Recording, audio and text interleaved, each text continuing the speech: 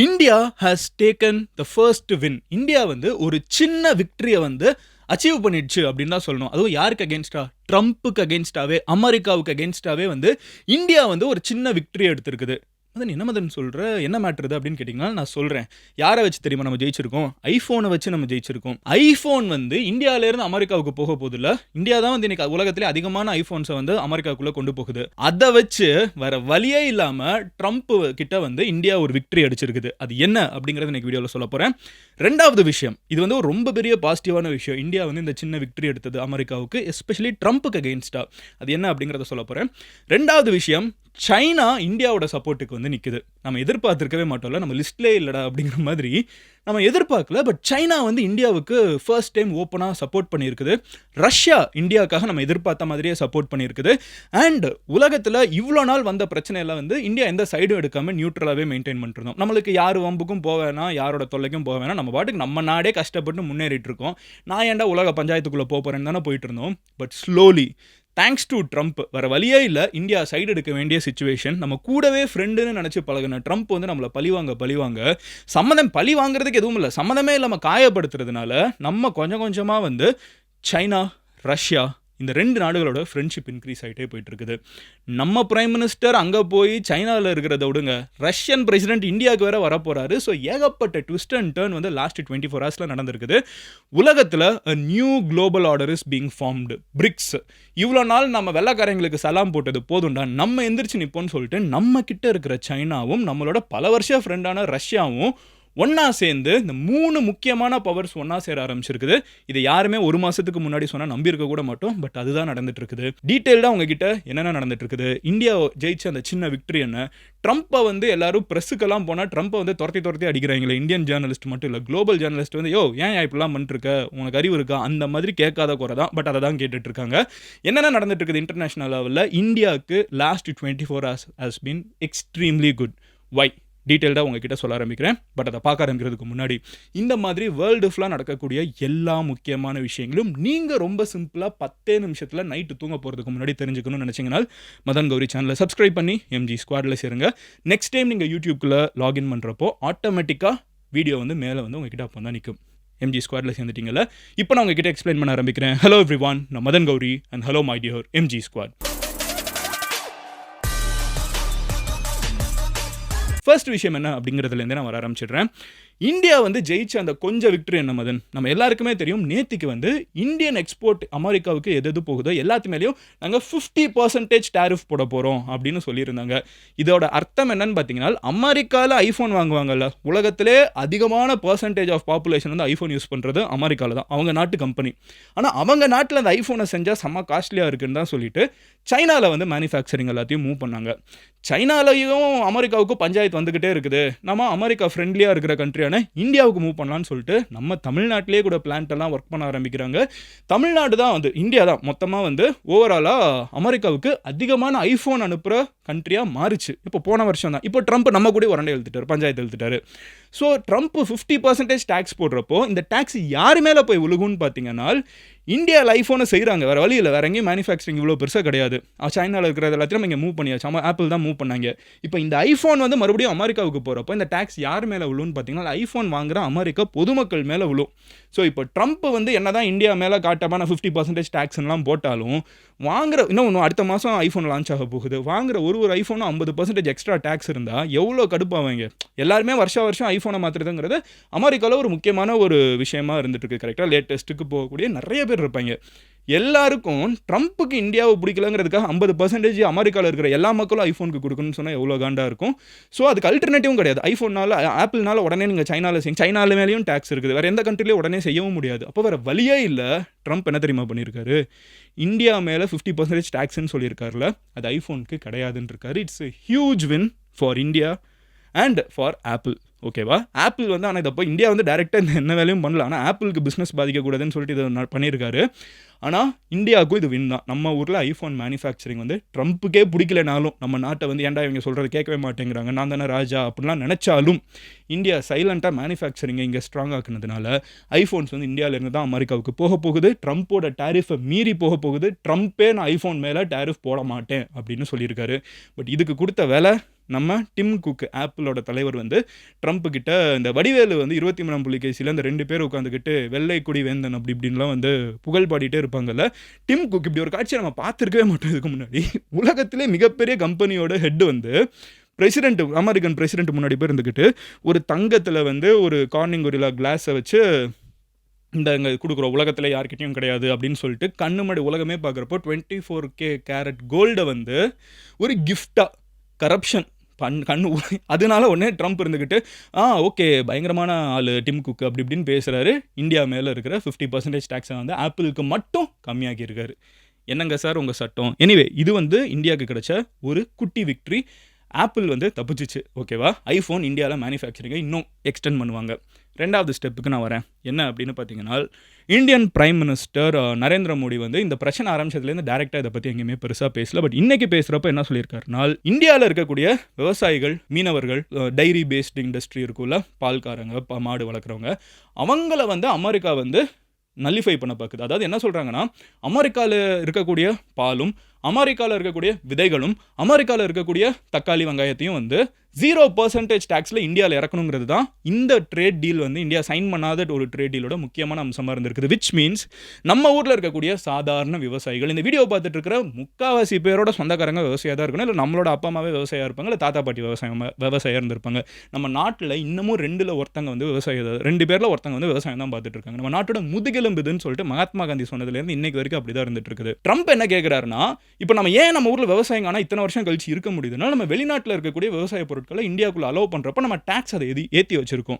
So ஒரு கஷ்டப்பட்டு இப்போவே அவங்க இவ்வளோ கஷ்டப்பட்டு நம்ம மார்க்கெட்டுக்கு வந்திருக்கிறப்பமே ஒழுங்கான காசு அவங்களுக்கு போய் சேர மாட்டேங்குது. அதாவது ஆக்சுவலாக விவசாயம் பண்ணுறவங்களுக்கு நடுவில் இருக்கிற இந்த மிடில் மேன் தான் காசு அடிச்சுட்டு போகிறாங்க. ஸோ இதெல்லாத்தையும் நம்ம ஆல்ரெடி பிரச்சனையை ஃபேஸ் பண்ணிருக்கோம். ட்ரம்ப் என்ன சொல்கிறாருன்னா, அமெரிக்காவில் விளைய வைக்கக்கூடிய தக்காளியை வந்து நீ டேக்ஸே இல்லாமல் இந்தியாவுக்குள்ளே இறக்கு, அமெரிக்காவில் இருக்கக்கூடிய பாலை வந்து இந்தியாவுக்குள்ளே டேக்ஸே இல்லாமல் இறக்கு.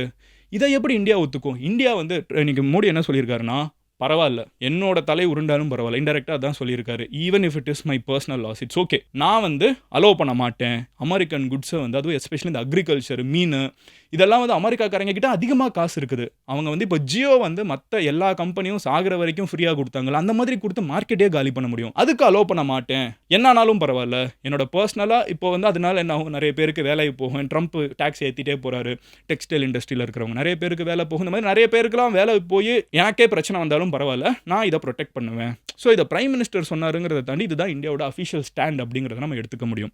3வது விஷயம் என்ன அப்படின்னு பார்த்தீங்கன்னா, காங்கிரஸ் லீடர் ராகுல் காந்தி அவங்க என்ன சொல்லியிருக்காங்கன்னா, இது வந்து ஒரு எக்கனாமிக் பிளாக்மெயில். இந்த ட்ரம்ப் வந்து சும்மா டேக்ஸ் ஏற்றிட்டே போயிட்டு இருக்கிறது வந்து ஒரு எக்கனாமிக் பிளாக்மெயில்.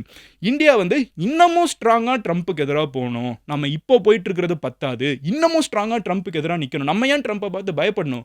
ட்ரம்ப்புக்கு எதிராக இன்னும் ஸ்ட்ராங்காக பேசுங்க. இந்தியன் கவர்மெண்ட் வந்து இன்னும் ஆக்ரோஷமாக ரொம்ப இறங்கி அடிங்க, ட்ரம்ப்பை பார்த்து பயப்படாதீங்க அப்படின்னு சொல்லிட்டு ராகுல் காந்தி அவரோட பங்குக்கு பேசியிருக்காரு. அடுத்த விஷயத்துக்கு நம்ம வர ஆரம்பிப்போம். ஓகே மதன், இப்போ அதிகமாக பாதிக்கப்படக்கூடிய மக்களை பற்றி பேசுவோம். ஏன்னா நம்ம அக்ரிகல்ச்சரை ப்ரொடெக்ட் பண்ணுறதுக்கு நம்ம அமெரிக்கன் குட்ஸை அலோவ் பண்ண மாட்டேங்கிறோம், டேக்ஸ் ஏற்றுறாங்க. இப்போ டேக்ஸை ஏற்றுறதுனால, அதாவது அமெரிக்கா டேக்ஸ் ஏற்றுது, இந்த டேக்ஸை அமெரிக்காவில் ஏற்றுனதுனால நம்ம பொருட்கள் அமெரிக்காவில் விற்கிறதுக்கு காசு அதிகமாக போகுது. அதாவது பங்களாதேஷ்லையும் ஒரு பூமா டிஷர்ட்டை ரெடி பண்ணுவாங்க, திருப்பூர்லையும் ரெடி பண்ணுவாங்க. இப்போ இந்தியா மேலே 50% டேக்ஸ் போட்டதுனால அமெரிக்காவில் இருக்கிற பூமா கம்பெனி வந்து என்ன யோசிப்பாங்க, நான் இந்தியாவில் வந்து 150 ரூபாய் கொடுத்து இந்த டிஷர்ட்டை வாங்குறதுக்கு பதிலாக பங்களாதேஷில் நான் ஒரு 130 ரூபாய், 120 ரூபாய் அந்த மாதிரி ஏதாவது கொடுத்து நான் வாங்கிப்பேன், ஏன்னா அங்கே டேக்ஸ் கம்மி. ஸோ இந்த ஃபார் எக்ஸாம்பிள் பங்களாதேஷ்ங்கிறது ஒரு example, I'm not sure, but same applies to Vietnam, அங்கெல்லாம் கொஞ்சம் டேக்ஸ் கம்மி தான். அப்புறம் வந்து அது என்ன கண்ட்ரி, பிலிப்பைன்ஸ், இந்த மாதிரி ஏதாவது கண்ட்ரிக்கு நான் அவுட் சோர்ஸ் பண்ணிவிடுவேன். நான் ஏன் இந்தியா கொடுக்கணும்? ட்ரம்ப்போட கோல் இதுதான். இந்தியாவில் இருக்கக்கூடிய இந்த திருப்பூரில் வேலை செய்யக்கூடிய மக்களாக இருக்கட்டும், டெக்ஸ்டைலில் வேலை பார்க்குறவங்களா இருக்கட்டும், அந்த மாதிரி அப்புறம் ஜுவல்லரியில் வேலை பார்க்குறவங்களா இருக்கட்டும், அவங்களோட வயிற்றில் அடிக்கணுங்கிறது தான் ட்ரம்ப்போட பிளாக்மெயில். இப்போ அவங்க என்ன பண்ணுறாங்க, அந்த கம்பெனி மேனுஃபேக்சரிங்லாம் என்ன பண்ணுறாங்கன்னா, கொஞ்சம் கொஞ்சமாக யூஏஇக்கு மூவ் பண்ண பார்க்குறாங்க, மிடில் ஈஸ்ட்டுக்கு மூவ் பண்ண பார்க்குறாங்க. மேனுஃபேக்சரிங் தானே, யூஏஇக்கு மேனுஃபேக்சரிங்கை மூவ் பண்ண பார்த்துட்டு இருக்காங்க, மெக்சிகோவுக்கு மூவ் பண்ண பார்த்துட்டு இருக்காங்க. ஸோ இங்கெல்லாம் கொஞ்சம் டேக்ஸ் கம்மியாக இருக்குன்னு நினைக்கக்கூடிய கண்ட்ரீஸ்க்கு வந்து கொஞ்சம் கொஞ்சமாக மேனுஃபேக்சரிங்கை நம்ம நாட்டை விட்டு கொண்டு போக பார்க்குறாங்க. இதுதான் இதில் இருக்கிற பிரச்சனை. இப்போ இந்த ஊரில் இருந்துகிட்டு இந்த கம்பெனியில் வேலை பார்த்துட்டு இருக்கவங்களோட நிலைமை அதுதான் பிரச்சனை. அதை எப்படி மக்கள் வந்து ஹேண்டில் பண்ணுறாங்க, அரசாங்கம் என்ன பண்ணுதுங்கிறத நம்ம வெயிட் பண்ணி பார்க்கணும். அடுத்த விஷயம் என்ன அப்படின்னு பார்த்தீங்கன்னா, சைனா வந்து இப்போ ட்ரம்ப் கிட்ட நீங்கள் ப்ரெஸ் மீட் நடத்துறாரு, ஓகேவா? ட்ரம்ப் கிட்ட அதிகமாக கேட்கப்படக்கூடிய கேள்வி என்னன்னா, சைனா தான் வந்து ரஷ்யா கிட்ட அதிகமாக எண்ணெய் வாங்குது, ஆனால் சைனாவை விட டேக்ஸ் இந்தியா மேலே அதிகமாக போட்டிருக்கீங்களா? சைனாவுக்கு எஃபெக்டிவாக 30% தான் டேக்ஸ், ஆனால் நம்மளுக்கு 50%. இன்னும் அது நியாயமாயா அப்படின்னு கேட்டதுக்கு ட்ரம்ப் என்ன சொல்கிறாருன்னா, வெயிட் பண்ணுங்க, இப்போ தான் ஆரம்பிச்சிருக்குது, இன்னும் போக போக பாருங்க அப்படின்னு இருக்காரு. சொல்றாரு. போக போக பாருங்கன்னு சொன்னது சைனாவுக்கு இன்னும் டாக்ஸ் ஏற்ற போறாரா, இந்தியாவுக்கு இன்னும் டாக்ஸ் ஏற்ற போறாரான்னு தெரியல. போக போக பாருங்கன்னு இருக்காரு. அது போக செகண்டரி சாங்ஷன்ஸும் வரும் அப்படின்னு இருக்காரு. செகண்டரி டாக்ஸ் சாங்ஷன்லாம் வருங்கிறாரு. விச் மீன்ஸ் இந்தியாவோட பொருளை அமெரிக்காவில் விற்க முடியாது. ஆனால் இந்தியன் பொருளை வந்து நம்ம மற்ற நாடுகளில் விற்றோம். இப்போ வேற ஏதோ ஒரு கண்ட்ரி, இப்போ சுவிட்சர்லாண்டில் விற்கிறோனாலோ இல்லை இந்தியாவில் இருக்கிற டிஷர்ட்டை வந்து நம்ம லண்டனில் விற்கிறோனாலோ நம்ம கிட்டேருந்து வாங்கினா லண்டன் மேலே டாக்ஸ் ஏற்றுவேன்னு சொல்லி பிளாக்மெயில் பண்ணுறது. யுனைடெட் கிங்டம் மேலே நான் டாக்ஸ் ஏற்றுவேன்.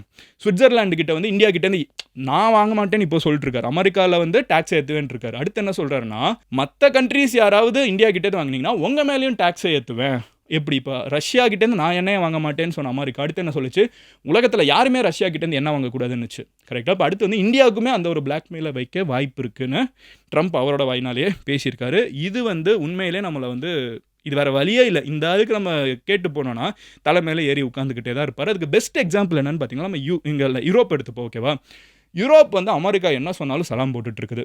ஓகேவா. எல்லாம் வேலைக்காரங்க தான். ஆனால் அமெரிக்கா என்ன சொன்னாலும் யூரோப் வந்து ஒரு காலத்தில் உலகத்தையே ஆட்சி செஞ்ச யூரோப், இந்த ஃப்ரான்ஸு, அப்புறம் வந்து இந்த யுனைடெட் கிங்டம், பிரிட்டிஷு, எல்லாருமே எனக்கு அமெரிக்கா என்ன சொன்னாலும் சலாம் போட்டுடுறாங்க. இல்லைப்பா நீ தான்ப்பா கரெக்டு அப்படின்ட்டு போயிட்டுருக்காங்க. அப்படி போயிட்டு இருக்கிற யூரோப் மேலேயே ட்ரம்ப் டாக்ஸ் ஏற்றிட்டே போயிட்டுருக்காரு. 10 இப்போ 15% ஆயிடுச்சு.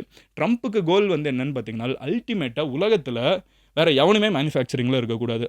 ட்ரம்ப் வந்து எல்லா மேனுஃபேக்சரையும் அமெரிக்காக்குள்ளேயே கொண்டு வர பார்க்குறாரு. ஓகேவா. இதுதான் ட்ரம்ப்போட முக்கியமான கோல்ஸ். எல்லாருக்கிட்டையும் டாக்ஸ் ஏற்றி வேறு வழியே இல்லாமல் இப்போ இந்தியா மேலே வந்து ஆப்பிள் ஃபார் எக்ஸாம்பிள் எடுத்துக்கோங்களேன்.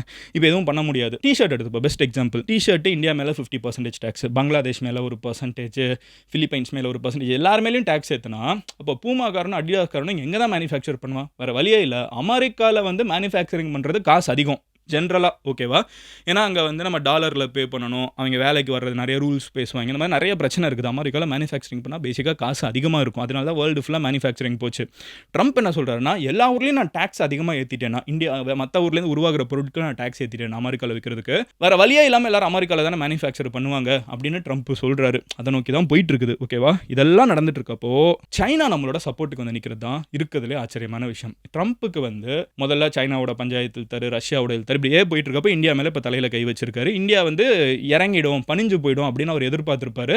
இந்தியா பணிஞ்சு போகலை. இந்த நேரத்தில் நம்மளுக்கு எதிர்பார்க்காத சப்போர்ட்டு சைனாலேருந்து. யூ ஜிங் அப்படிங்கிற சைனீஸ் கவர்மெண்ட் அஃபீஷியல் வந்து இன்னைக்கு ட்விட்டரில் போட்டிருக்காங்க, இந்தியா சாவரனிட்டி இஸ் நான் negotiable and it's foreign policy choices cannot be manipulated by other countries. இந்தியாவோட சாவரனிட்டியை வந்து யாருமே நெகோஷியேட் பண்ண முடியாது. அண்ட் நம்ம யாரு கூட எப்படி பிஸ்னஸ் பண்ணுறோங்கிறத ஒரு நாடு வந்து டீச் பண்ணக்கூடாது. அதாவது இந்தியா வந்து யாரு கூட என்ன பிஸ்னஸ் பண்ணணுங்கிறத அமெரிக்கா வந்து டீச் பண்ணக்கூடாதுன்னு சைனா நம்ம கிட்ட சப்போர்ட்டுக்கு வந்து சொல்லுது. அடுத்து என்னன்னு பார்த்தீங்கன்னா, no matter how significant their own ties are with India. So அமெரிக்காவோட டைஸ் வந்து இந்தியா கூட எப்படி இருந்தாலும் அமெரிக்கா வந்து இந்தியா கிட்ட நீ இவன் கூட பேசி இவன் கூட பேசாதன்னு சொல்றதுக்கான உரிமை அமெரிக்காவுக்கு கிடையாதுன்னு சொல்லி சைனாலேருந்து யூஜிங்கிற அவங்களோட கவர்மெண்ட் அஃபீஷியல் வந்து ஒரு ட்வீட்டாக போட்டு ஒரு கார்ட்டூனும் போட்டிருக்காங்க. இந்தியா வந்து யானை, அவங்க வந்து ஜென்ரலாக நம்ம சைனானா நம்ம வந்து ஒரு டிராகன் அந்த மாதிரி யோசிப்போம். அந்த மாதிரி அவங்க வந்து இந்தியானா ஒரு எலிஃபென்ட் அப்படின்னு தான் வந்து அவங்க ஒரு ஜென்ரல் விஷுவலைசேஷன். ஃபார் எக்ஸாம்பிள் வந்து அமெரிக்கான ஒரு ஈகிளை காமிப்பாங்க. அந்த மாதிரி இந்தியாவில்னா சைனாக்காரங்கள்லாம் எலிஃபென்ட் அப்படின்னு சொல்லுவாங்க. இப்போ அந்த எலிஃபென்ட் வந்து அன்ஜஸ்டிஃபைடு அன்ரீசனபிள் அப்படின்னு சொல்லிட்டு இருக்கிற மாதிரி, இப்படி கோவமாக நின்றுட்டு இருக்கிற மாதிரி சைடில் இருந்து அமெரிக்கா வந்து ஒரு கட்டை ஃபுல்லாக முள்ள வச்சுக்கிட்டு டாக்ஸ் சம்மந்தமே இல்லாமல் இது தப்பு இது நடக்கக்கூடாது அப்படின்னு சொல்கிற மாதிரி ஒரு கார்ட்டூனும் போட்டிருக்காங்க. ஓகேவா. இதெல்லாம் நடந்துட்டு இருக்குல்ல. ஸ்லோவாக நம்மளுக்கு என்ன தோணுதுன்னா, அப்போ போச்சு மதன், அமெரிக்கா வந்து நம்மளை எடுத்து பயங்கரமாக பகச்சிக்கிட்டாங்க, நம்மளுக்கு பெரிய பிரச்சனைன்னு யோசிச்சுட்டு இருக்கிற அதே நேரத்தில் இந்தியா வந்து பேரலாக என்ன பண்ணுதுன்னு பார்த்தீங்கன்னா, நம்ம ரொம்ப நாளாக ஒருத்தங்க கூட பிஸ்னஸ் பண்ணிருக்கோம். இன்றைக்கி அந்த பிஸ்னஸ் பார்ட்னர் நம்ம கூட பிஸ்னஸ் பண்ணுறதுக்கு கட் பண்ணுறதுக்கு எல்லா வழியும் பார்க்குறோம். நம்ம கிட்ட டாக்ஸ் ஏற்றிட்டே போகிறோம். அப்போ நம்ம யாரு கூடயாவது பிஸ்னஸ் பண்ணணும்ல. 2025 நம்ம யாரு கூட பிஸ்னஸ் பண்ணால் தான் வாழ முடியும். அப்போ இந்தியா என்ன பண்ணுதுன்னு பார்த்தீங்கன்னா, ஸ்லோவாக பிரிக்ஸ் பக்கம் நகர ஆரம்பிக்குது. இந்தியன் பிரைம் மினிஸ்டர் சைனா போக போகிறாரு ஃபார் SCO, அந்த Shanghai cooperation. yesterday I was talking about it, right? நேற்றுக்கு வீடியோ பார்த்தா உங்களுக்கு தெரியும். ஸோ அந்த கமிட்டி மீட்டிங்க்கு போகிறாங்க. இன்னொரு சைடு விளாடிமிர் புட்டின் இருக்கார்ல. ஸோ இன்றைக்கி வந்து அஜித் டோவல், நேற்றுக்கே நான் சொல்லியிருந்தேன், நம்ம நாட்டோட NSA வந்து ரஷ்யா போயிருக்காரு. புட்டின் வந்து அவங்க கிட்ட பேசிட்டு என்ன சொல்லியிருக்காருன்னா, நான் இந்தியாவுக்கு வரேன், இந்தியாவுக்கும் ரஷ்யாவுக்கும் இருக்கிற டைஸ் இன்க்ரீஸ் ஆகணும் அப்படின்னு சொல்லியிருக்காங்க. ஸோ புட்டின் வந்து இந்தியாவுக்கு வர போகிறாரு. இந்தியா சைனாவுக்கு போயிட்டு இருக்குது. ஒரு புது குளோபல் ஆர்டரை வந்து தேங்க்ஸ் டு ட்ரம்ப் இங்கே உருவாகிட்டு இருக்குது. இதுக்கு கொஞ்சம் கொஞ்சமாக அமெரிக்காவுக்குள்ளே எதிர்ப்பு உருவாகிட்டு இருக்குது. அங்கே இருக்கக்கூடிய லோக்கல் பொலிட்டிஷியன்ஸ் நிக்கி ஹெட்லி மாதிரி ஆட்கள்லாம் என்ன சொல்கிறாங்கன்னா, இந்தியாவும் அமெரிக்காவும் பல வருஷமாக கஷ்டப்பட்டு உருவாக்குன ரிலேஷன்ஷிப்பை இப்போ ட்ரம்ப் வந்து உடச்சிட்டு இருக்காரு. ட்ரம்ப்போட சொந்த கட்சிக்காரங்களே அதை எதிர்த்து பேச ஆரம்பிச்சிட்டு இருக்காங்க. ஓகேவா? இன்றைக்கி ஒரு ப்ரெஸ் மீட்டில் ஒரு செம்ம காமெடி நடந்துச்சு. ஒருத்தர் வந்து இந்தியா வந்து கையில் ரத்தம் படிஞ்சிருக்குது, உக்ரைனிய போருக்கு வந்து இந்தியா தான் காரணம், போகிற போக்கில் எல்லாத்தையும் போட வேண்டியதான். ஏன்டா 2 வருஷமாக இந்தியா என்ன வாங்கினப்போலாம் உங்களுக்கு தெரியலையா? இப்போ திடீர்னு அவங்க வந்து இவ்வளோ பெரிய பழியை போட்டுட்டு இருக்காங்க. இப்போ இதுக்கு வந்து ஒரு ப்ரெஸ்லேருந்து ஒரு லேடி கேட்குறாங்க உடனே, எல்லாம் சரிங்க, ஆனால் சைனா தானே அதிகமாக வாங்கிட்டு இருக்குது, சைனா தான் ரஷ்யா கிட்ட வந்து அதிகமாக எண்ணெயை வாங்கிட்டு இருக்குது இந்தியாவை விட, அங்கே சைனா மேலே டேக்ஸ் போட மாட்டேங்கிறீங்க அப்படின்னோன்னா, சைனா மேலே 30 தான் போட்டிருக்கீங்க, இந்தியா மேலே 50 போட்டிருக்கீங்கன்னொன்னே, இல்லை அது பாஸ் வந்து டிசைட் பண்ணுவார் அப்படின்னு வளரிட்டு அங்கேருந்து எஸ்கேப் வராங்க. ரெண்டாவது பிரச்சனையை நான் சொல்கிறேன். ட்ரம்ப் வந்து ஒரு மிகப்பெரிய குற்றச்சாட்டை இந்தியா மேலே வச்சார். நம்ம ரஷ்யா கிட்டேருந்து எண்ணெயை வாங்கி இன்டர்நேஷ்னல் மார்க்கெட்டில் அதிகமான விலைக்கு விற்கிறோன்னு ரொம்ப கன்வின்சிங்காக வேறு பேசினார். பட் இப்போ நம்மளுக்கு ஃபேக்ட் செக் பண்ணுறப்ப என்ன தெரிய வருதுனால், இந்தியா அந்த மாதிரி ட்ரேடே பண்ணலையாம். யோசிச்சு பாருங்கள், உலகத்திலே மிகப்பெரிய பிரசிடென்ட் அமெரிக்கா ட்ரம்ப் எல்லாம் சொல்கிறோம், இந்தியா மேலே டேக்ஸ் ஏற்ற போகிறேன், இந்தியாவில் சாதாரணமாக திருப்பூரில் வேலை பார்த்துட்டு இருக்கவங்கள வந்து நான் நடுரோட்டுக்கு கொண்டு வர போகிறேன், இந்தியாவில் வந்து குஜராத்தில் சாதாரணமாக வேலை பார்த்துட்டு இருக்கிற ஜுவல்லரி மார்க்கெட்டில் இருக்கிறவங்கள நடுரோட்டுக்கு கொண்டு வர போகிறேன், இந்த அளவுக்கு பழி சொல்ல போட்டு என் வாழ்க்கை எக்கேடு கட்டு போனால் என்ன, நான் வந்து பெரிய ஆள், நான் ராஜாங்கிற ஒரு ஆட்டிடியூட்டில் பிஹேவ் பண்ணிருக்கிற ட்ரம்ப்பு காரணமாக சொன்னதே வந்து இந்தியா ரஷ்யா கிட்டேருந்து ஆயிலை வாங்கி அது அதிகமான விலைக்கு விற்றுட்ருக்காங்க அப்படின்னு. கடைசியில் ஃபேக்ட் செக் பண்ணி பார்த்தா அப்படி ஒன்று நடக்கவே இல்லைங்கிறாங்க. இந்தியா வந்து நம்மளுக்கே தேவை அதிகமாக இருக்குது, நம்ம எங்கே எண்ணெயை வாங்கி இன்டர்நேஷ்னல் மார்க்கெட்டில் அதிகமான விலைக்கு விற்கிறது, அப்படி ஒன்று நடக்கவே இல்லை அப்படிங்கிற ஒரு ஃபேக்ட் செக் வேலையும் நடந்துட்டு இருக்குது. விச் மீன்ஸ் ட்ரம்ப் வந்து நம்ம மேலே டேக்ஸை போட்டதுக்கான காரணமே வந்து இல்லாத காரணம். இட்ஸ் பேசிக்லி அ லை. ஒரு பொய்யை சொல்லிட்டு உலகத்தில் மிகப்பெரிய பிரசிடென்ட்டு எப்படி ஒரு நாடு இவ்வளோ பெரிய உலகத்திலே அதிகமான மக்களை கொண்ட ஒரு நாடு மேலே இவ்வளோ டேக்ஸ் ஏற்றுறதுங்கிறது எனக்கு உண்மையிலே புரியலைங்க. ட்ரம்ப் கிட்ட நம்ம லாஜிக்கே பேச முடியாது. அந்த எதையோ நினச்சிட்டு எதையோ பண்ணிட்டுருக்காரு. எல்லாருமே வந்து இப்போ என்ன மோடுக்கு வந்துட்டு இருக்காங்கன்னு நான் நினைக்கிறேன்னா, 3.5 வருஷம் பல்ல கடிச்சிட்டு இருந்துருவோம். இந்த ஆள் கிளம்பி போனதுக்கப்புறம் நம்ம உலகத்தை பார்த்துப்போங்கிற மோடில் தான் பிஸ்னஸஸே இருப்பாங்க. இப்போ இன்றைக்கி வந்து ஒரு பிஸ்னஸ் வந்து சைனாலேருந்து இப்படி தானே எல்லோரும் நம்பி இந்தியாவுக்கு வந்தாங்க. ஆப்பிளே எடுத்துக்கோங்களேன் ஒரு எக்ஸாம்பிளுக்கு. சைனாவுக்கும் அமெரிக்காவுக்கும் பிரச்சனையாகவே இருக்குது. என்னப்பா பண்ணலாம், இந்தியாவுக்கு மேனுஃபேக்சரிங்கை மூவ் பண்ணுறது சாதாரண விஷயம் இல்லை. லட்சக்கணக்கான மக்களுக்கு வேலை, மிகப்பெரிய கோடிக்கணக்கான காசுகளை வந்து செலவு பண்ணி பெரிய பெரிய ஃபேக்ட்ரி செட்டப் எல்லாத்தையும் பண்ணி முடிச்சதுக்கப்புறம் இவர் இந்தியாவோட பஞ்சாயத்தை பண்ணுறாரு. இப்போ சரி, இந்தியாவோட தான் பிரச்சனை இருக்குதுன்னு சொல்லிட்டு இந்த மேனுஃபேக்சரிங் எல்லாத்தையும் நாளைக்கு வந்து இங்கே கொண்டு போகிறாங்கன்னு வச்சுக்கோங்க, வியட்நாமுக்கு கொண்டு போகிறாங்கன்னு வச்சுக்கோங்க. நாளைக்கு ட்ரம்ப் வியட்நாம் மேலே டேக்ஸை போட்டார்னா என்ன வருது? இவர் என்ன பண்ணுவாருங்கிறது யாராலையுமே ப்ரெடிக்ட் பண்ண முடியலங்கிறதுனால அந்த ட்ரம்ப் கிட்ட பெரிய லாஜிக்கே இல்லை. யோசிச்சு பாருங்களேன், இப்போது ஐஃபோனை வாங்குறவன் மட்டும் இல்லை, நம்மக்கிட்ட இந்த அடிடாஸ் பூமா டிஷர்ட் வாங்குறவனுக்கும் டேக்ஸ் அதிகம் தானே. இப்போ அவங்கெல்லாம் வந்து இப்போ ட்ரம்ப் முன்னாடி சலாம் போடலாம். ஆனால் டிம் குக் வந்து நீங்கள் வந்து ஒரு வெள்ளை கொடியேந்திய வேந்தர் அப்படின்னு சொன்ன உடனே அவர் என்ன பண்ணுறாரு, ஓகே ஆப்பிளுக்கு டேக்ஸ் கிடையாது, நீ மட்டும் இந்தியாவிலேருந்து கொண்டு வந்துக்கலாம் அப்படிங்கிறாரு. என்னையா லாஜிக் இது? அது ரொம்ப பப்ளிக்காக பண்ணுறாரு. தர்ஸ் அ வீடியோ. எனக்கு அதை பார்த்தா வந்து என்ன டிம் குக் முதல்ல ஆப்பிள்னா எவ்வளோ பெரிய கம்பெனி நினச்சிட்டு இருப்போம். இப்போ பிரசிடென்ட் முன்னாடி நீ போய் இருந்துக்கிட்டு ஒரு தங்கத்தை உலகமே பார்க்குற மாதிரி கொடுக்குறது எனக்கு ஒரு மாதிரி இட் ஃபெல்ட் வெரி, என்ன சொல்ல, இவ்வளோதான் அமெரிக்கன் டெமோக்ரஸியா, இதுதான் அமெரிக்காவா? ஒரு காலத்தில் வந்து இந்த ட்ரீம் டெஸ்டினேஷன் எல்லாருமே போய் முன்னேற்றக்கூடிய நாடுன்னு நினைக்கக்கூடிய அமெரிக்காவை வந்து இன்னும் ரொம்ப சைல்டிஷாக மாற்றிட்டு இருக்காங்க. இது ஒரு தனி மனித ஈகோக்காக மொத்த உலகமே பாதிக்கப்பட்டு இருக்கிறத பார்க்குறப்போ ரொம்ப கஷ்டமாக இருக்குது. Hopefully it will come to a halt. இப்போ இந்தியா வந்து டீம் அமெரிக்கா அப்படிங்கிறதுலேருந்து கொஞ்சம் கொஞ்சமாக நகர்ந்து team BRICS, Brazil, Russia, India, China, south Africa, இவங்க வந்து கோர் டீம். இது போக நம்மளுக்கு எக்ஸ்டெண்டட் டீம் இருக்குது. மிடில் ஈஸ்ட்டில் இருக்கிற கண்ட்ரிஸ் இருக்குது, நிறைய கண்ட்ரி இருக்காங்க. இது போக ஆஃப்ரிக்காவில் இருக்கிற முக்கியமான கண்ட்ரிஸ் இருக்குது. குளோபலாக இந்த கண்ட்ரிஸ்லாம் ஒன்றா சேர்ந்துச்சுன்னா அமெரிக்கா யூரோப்புங்கிற 2 பெரிய ஜெயண்ட்டை விட நம்ம பாப்புலேஷனில் அதிகம், நம்மளோட ஓவரால் ஜிடிபியில் அதிகம், நம்ம நிறைய விஷயங்கள் இவங்களெல்லாம் விட அதிகமாக தான் இருக்கும். ஓகேவா? ஸோ அப்படி இருக்கிறப்போ நம்ம இன்னும் நிறைய பேர் இதை பார்த்துட்டு இருக்கவங்க நினைக்கலாம், இல்லை மதன் இருந்தாலும் நம்ம ட்ரம்ப்புக்கு எதிராக இவ்வளோ பேசக்கூடாதுன்னு யோசிக்கிறவங்க இருக்கலாம். அஃப்கோர்ஸ் இருப்பீங்க. அப்படி நினைக்கிறவங்க கிட்ட ஒரே விஷயம் சொல்லிக்கிறேன், இதனால நம்மளுக்கு நிறைய பிரச்சனை இருக்குது. நான் சொன்ன மாதிரி டைரெக்டாகவே திருப்பூரில் வேலை நிறைய பேர் இழக்க வாய்ப்பு இருக்குது.